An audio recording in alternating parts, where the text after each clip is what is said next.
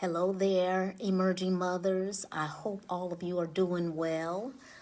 And I'll just wait for a few more to come on. It's 2 p.m. Central Standard Time, of course, here in the state of Texas. And everyone who's in the Central Standard Time Zone, just jingling in and wanting to connect and just to share just a few thoughts with you before this evening. And of course, I am so excited that the master class is underway. And we're today on day 4. And so for those of you who have been able to attend the master class, I know you have received information that has been invaluable and that I hope that you're able to put into practice. We've had different topics, of course, from Monday, of course, then Tuesday, also Wednesday on yesterday, and then today, 6 p.m. Central Standard Time. And even though we'll have the Emerging Mothers Evolution Masterclass at 6 p.m. Central Standard Time, of course, I wanted to drop in for about 15 minutes just to, of course, toss some tips and drop some gems as it pertains to building that trust with your team, because of course you want to build that trust. So, all right, so I'm going to go ahead and jump in. Welcome to this short segment, if you will, as it pertains to building trust with your teens. So I'm so excited to see you, emerging mothers. And again, thank you so much for those of you who have been able to, of course, attend our sessions, our Emerging Mothers Evolution Masterclass sessions. What I'd like to do is talk just a little bit about that whole building trust and making sure even, that we're able to trust our teens and that our teens are able to trust us. I want to just jump in and mention that it's mutual. In order for, of course, you to trust them, of course, they'll want to be able to trust you. I remember when my daughters went off onto the college campus, and there were, of course, in many mothers, there's ambiguity about how it's all going to turn out. And you're believing that, they'll adjust and they will graduate, of course, and leave with a piece of paper in their hands. You have all of those thoughts in your mind. However, the fact of the matter is that this is totally new for them and new to them. And so, because we've been around the block just a few times, we are familiar with what's out there, and how our teens respond is very, very important. So in order to add to their success and to set them up for success, before they even leave the house, it will be very, very important for that trust to be built. That's critically important. And it's interesting because I think about the whole waiting, I think about wondering, and then I think about, if you will, watching. When it comes to this whole building of trust, we were able to share thoughts with our teens, or better yet, with our children when they were younger. And they just totally trusted us, and they believed what we said. And, maybe there was a little bit of, questioning after we would maybe share a request or something that we needed them to do. But more so now, they really are, waiting to see, the types of decisions we're making and the actions that were taken regarding situations and circumstances. When I say waiting, as they match our words with our actions, there are many opportunities for them to second guess us if our words and our actions have a way of not matching up. And so, mothers, I know that we want to be mindful, and I spoke a little bit about this in our masterclass session on yesterday, about the impact that we're making on our teens and making sure that that our actions and our words are lining up and that they're able to trust us. They want to be able to confide in us. They want us to really protect, if you will, sometimes their thoughts, because some of their thoughts are private that they share with us. And so we want to make sure that that trustworthiness over times, that it increases and improves, so that they will feel comfortable with decisions they've made. You know, if that's something that they're wanting to share with us, that we're making sure that we're trustworthy. Okay, so that's what I mean regarding that waiting, because they're watching, they're waiting, and they are wondering. So that's what I meant by waiting. They're waiting to see if our verbiage and our actions actually match up, so that, you know, can I actually, you know, put trust into this mother-teen relationship, even after I go off to college as well. That does occur. When I mention wondering, you know, we know that, you know, in with anything, and it's even like that on our part. You know, no one can demand trust from us, nor can we demand trust from anyone else. And so that whole wondering stage, and I just alluded to it just a little bit ago, you know, it's a gradual process, that whole trusting. And because sometimes when trust is broken, it takes a while for that trust to be built back up. And so, you know, when they're able to trust us, you know, it does a few different things. It really does, number one, set them up to have, you know, meaningful relationships in the future. You know, if they can trust us and we can trust them, then of course that same trust that they're showing towards us, you know, they'll be able to do that in the future and with other people. So, you know, of course we know it's a gradual process, but by the same token, we're setting them up to develop those healthy relationships. And then also, when I think about the whole wondering, some of the wondering can happen on our part as well, because, you know, when not necessarily the case, they just simply want their own privacy. You know, they could be going through something that they'd like to handle alone, and you know, and that's perfectly fine. You know, it's good for us to take 2 steps back and 3 seats. It's a-okay.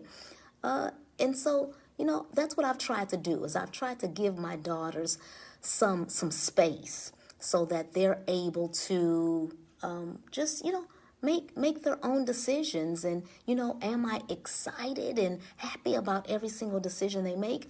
You know, there could be some that, you know, I may handle differently. But guess what? It's okay. It's their life. And so I make adjustments and, you know, and still, you know, provide advice when they want advice. But it's a different type of relationship, and you want to be able to maintain that trust. You're trusting them, they're trusting you.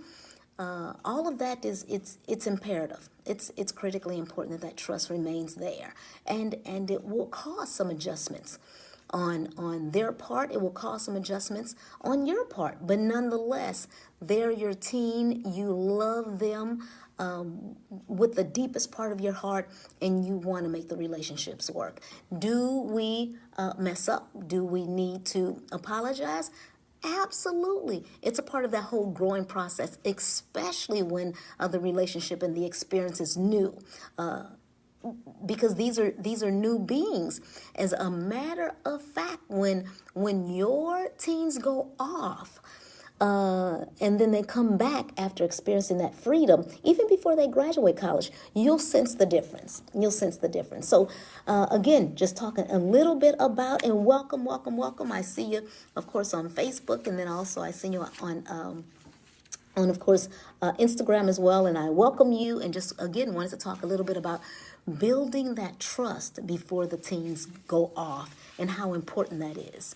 Because you want your teen, of course, to feel to be able to openly and honestly and feel comfortable talking to you. More so when, of course, you want them to have those meaningful dialogues and that communication with you before they go off, but more so when they go off, because guess what? Do we always have a second set of eyes on the college campus? You know, I was blessed to have, of course, some sorority sisters and their families, in Virginia, and then also my family and my hubby's family is just, within an hour and a half away from the school. So there were an extra set of eyes at our locations. But do we always have that? I'm uncertain to say that all of us will. So that's why it's so critically important to make sure that, of course, we're establishing that trust. Of course, so they can feel open and honest and comfortable in connecting with us. Also, so that they can demonstrate, this positive, trustworthy behavior in other aspects of their life. Listen, they are going to come in contact on that college campus with their profs, with their professors. They're going to come in contact with, their employers. My daughters had part-time jobs on campus. And so they're going to want that trust to be reciprocal in those relationships. Your son could join a fraternity. Your daughter could join a sorority. The demonstration of the trust that you and your son or daughter have, they can then transfer that same positive, open, trustworthy relationship with these other relationships that they will obtain and maintain even after they've transitioned out of your home. So it's important. It's very, very important. And you know what? And it causes for a strengthening of your bond with them for years and years and years to come. So important. And you know what? Guess what? I have to share this before we conclude. I'll share a couple of other thoughts as well. There will be the testing of your trust. Of course, and we know that our trust will be tested because they tested it as we were raising them. And so even so, guess what? That continues. When they leave out of your home, the trust still will be tested. They will become adults.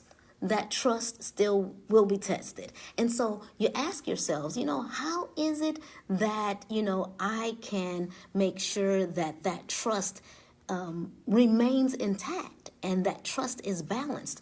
First and foremost, and I'll give you these tidbits and then we will wrap up. And then guess what? That Emerging Mothers Evolution Masterclass will take place at 6 p.m. Central Standard Time. I cannot wait. There are some gems again that I need to drop and some tips that I need to toss. And so I hope to see you all back at 6 p.m. this evening rather. So in making sure that trust can be maintained, let's think about first and foremost setting those clear expectations. That is so important. That communication is so critical because when those expectations have yet to be set, the teens are thinking one thing, you're thinking another thing. We come together on two separate pages. And maybe sometimes not even in the same book. So, some of you all who know, I have these 3 daughters. Of course, my 2 have gone off and now they've come back. And, just to make sure that, everything, that new expectations have been developed, then of course, when that return took place, then, of course, hubby and I, we needed to sit down with all 3 of our daughters, of course, to make sure those expectations are known and to discuss them and to make sure that everyone is on the same page. And guess what? In corporate America, that's called level setting. To make sure nobody's up here and other people are down here. No one's right here. Everyone needs to be on the same page, and we all are crossing T's and dotting I's, so that as time progresses, then of course everyone we are holding one another accountable, and so that just causes lots of peace. And do we want peace? Yes, we do want the peace. So then after we've set those expectations, then secondly, what we need to do is we need to model. We need to model it as parents. Again, do we always get it right? I wish I could say yes. We always get it right. We're parents. We're never wrong. Guess what? That's why even us, some of us, we use pencils, and there's an eraser on the end of that pencil because we make mistakes, and we need to apologize, and we need to do what's necessary to make whatever adjustments on our part, their part, in order to come back together and make sure that you're able to move that ship forward. That's the name of the game, is keeping it moving and making sure that the family goals are in perspective, the vision, the mission of the family, all of those things, those are in perspective, and that the family is clear on what needs to happen, whether it's academically, whether it's professionally, whether it's socially, whether it's spiritually. We all need to make sure that we're on the same page. So, yep, setting clear expectations, modeling, making sure that we're modeling the trust that we want to be reciprocated, and then also being consistent. Being consistent is so important. Sometimes when we're trustworthy 1 minute, and then we're lacking in that area another minute, and then there's back and forth, then really others who are around us, they're uncertain what to expect. And so consistency is critical. And then also we want to make sure that we are, especially myself, want to make sure, allowing the necessary freedoms. I mean, they have been really, really free. and it's interesting, I just love it.